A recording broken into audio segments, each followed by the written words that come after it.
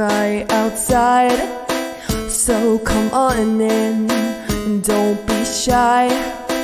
We've got ghosts and UFOs. Brace yourself, get ready for the show. Don't be afraid of the dark, the fun's about to start.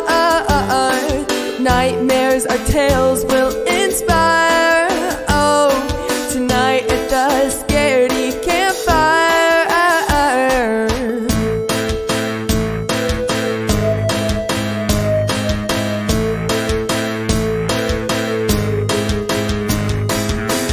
Have you heard tell of a demon next door? Or maybe a cryptid on the lake shore?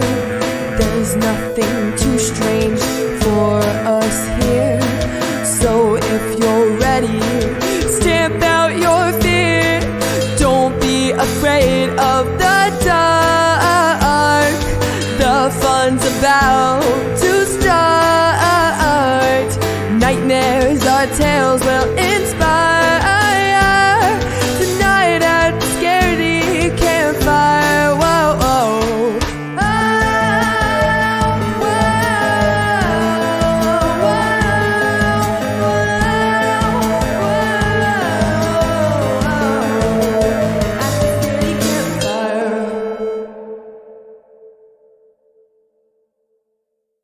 Welcome back, campers, to episode 50 of the Scaredy Campfires, a milestone and a warning.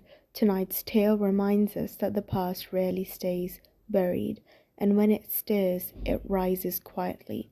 Sometimes what returns isn't looking for answers, only attention. Tonight's first story comes from user Hopeful Ear 7229, a childhood home, a century of history, and a hallway that never seemed to sleep.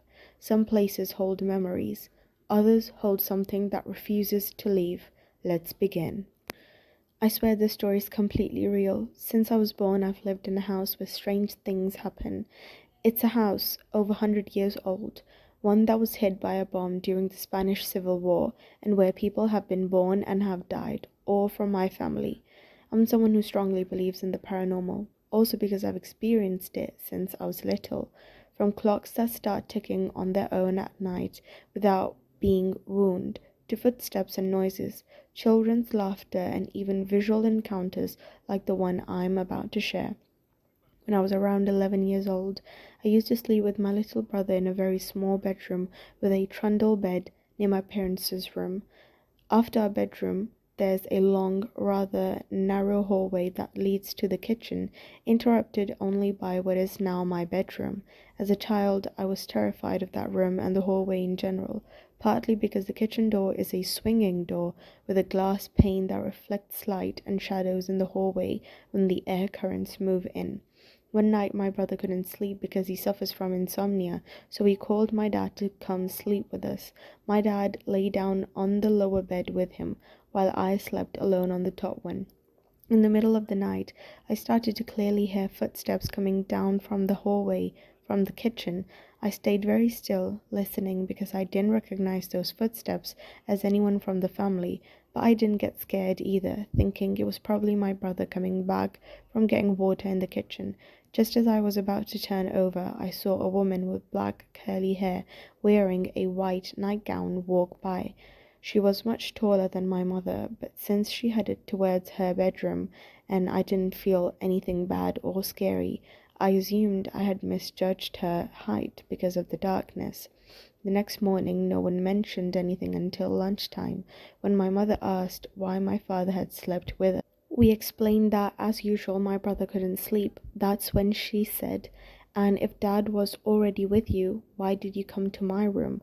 I froze and told her what I had seen, and both my brother and my father said they had seen exactly the same thing, but thought it was my mother. She replied that she hadn't seen anything, just heard someone open her door to check if she was awake, and then they didn't close it again, so she assumed it was my brother. The good part is that none of us felt afraid, not like other times. And that concludes tonight's tale, a figure crossing a hallway, seen by more than one pair of eyes. yet belonging to no one. To this day, the family still remembers that silent visitor and how none of them were afraid, even though they should have been.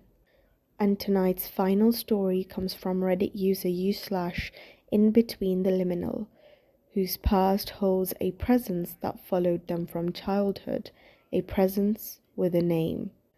Hi everyone, this is a story about how my mother became convinced she gave me a demon. Honestly, sometimes I think she might be right. Back in the 90s, my mom and dad were Satan worshippers, not in the sophisticated Anton LaVey kind of way, but in the getting high on PCP and doing blood rituals kind of way. They claim to have seen some truly outlandish things during these ceremonies, but who knows what was real and what was drug-induced delusion. One night, after one of their usual demon summoning sessions, or whatever they were actually doing, my mum went to bed and had a nightmare that would follow her for years. In the dream, she was engulfed in a lake of hellfire, burning alive, when a dark figure reached out its hand to her. The moment she touched it, she felt something she thought was more than death. She felt her soul being stripped away, a true death. She would have intense feelings of dread, panic, sorrow, etc. Right before she lost everything, she'd wake up in a panic. That dream haunted her for years. Even when she wakes up, she said she could feel a presence, something heavy, suffocating, watching her like prey. After that night, she swore off the rituals completely. A few years later, I was born in prison, where my mother found faith during her sentence. She still had the dream occasionally, and the feeling of being watched lingered, but it wasn't constant. Then, when I was about 7 or 8, she had the nightmare one final time. Not long after I started seeing him, a dark figure in my closet, in the corner of my room, in the shadows of the trees outside, always watching, and usually at night when it could be ruled out, as a kid afraid of the dark. I was a troubled kid. I'd recently gone through a traumatic event and was living in an abusive household with my mother and her then husband. I had been diagnosed with reactive attachment disorder and was medicated thanks to my mum getting out and taking me from her parents who raised me to that point. At first, she brushed off my stories as an overactive imagination, but then I told her he had a name, Doe. Yes, not very creative, but it's what I called him as I got used to him. I told her, Doe, speak to me. Told me to do things, say things. Soon she started claiming I was hurting her and my sisters, doing things I have no memory of to this day. She said I blamed Doe for everything, that I scared her, that she didn't know what to do with me. She told her therapist. CPS got involved. I think she was hoping they'd take me away, but instead they told her to keep me isolated. I wasn't allowed out of my room. The abuse got worse, and according to her, so did I. The only thing I do remember is the torment from her and my stepdad, being sad and talking to my shadow man because I was a lonely child with an alarm on my door. I remember a few yelling matches with my mother, saying I hated her, and at the time I felt like I did. Eventually she gave me to my dad, the man I'd only recently met, and of course I brought Doe with me. But something changed. At my dad's house, there were no claims of sudden outbursts, no unexplained violence, no lost time. Doe was still around, just watching, until I was about 13. Then he disappeared. For years I believed my mom had made the whole thing up. Maybe she used Doe as a scapegoat to justify how she treated me. It was easier to say your child is buddies with a demon than admit you were abusing them. Though we had fixed our relationship and she's admitted to and apologized for a lot of things, including giving me Doe, the one thing she maintains is that he was real. I guess she stayed living in that reality and I wrote it off that she's mentally unwell, and I was overly imaginative and fed into her declining mental state at the time. But then something happened. Sometime around 2018, my sister and I were talking about all this. She was making fun of Doe, mocking him, joking around. I told her, you better stop. Doe might come for you." She doubled down and kinda dared him. We carried on with our evening until she went home. That night she'd be laying in bed, and when she heard scratching at her bedroom door, followed by a low growl, she assumed it was our other sister's cat trying to get in.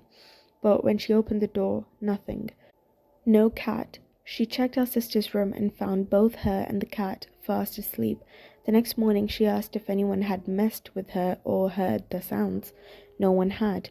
Of course she called me and nothing out of the ordinary happened with me, but she seemed truly terrified. That was the only time I ever thought, maybe he's real. So that's my Doe. Maybe he was never real. Maybe he was a coping mechanism, a shared hallucination, or a manifestation of trauma. Or maybe, just maybe, my mother really did give me a demon. Guess I'll never really know. The figure vanished for years until someone mocked it. To this day, they can't decide what's more unsettling, that Doe might have been imaginary or that he might still be listening. And that's episode 50, campers. If old memories knock at your door tonight, think twice before answering. The past knows its way in without permission. Until next time, keep the flames alive and the night at arm's length.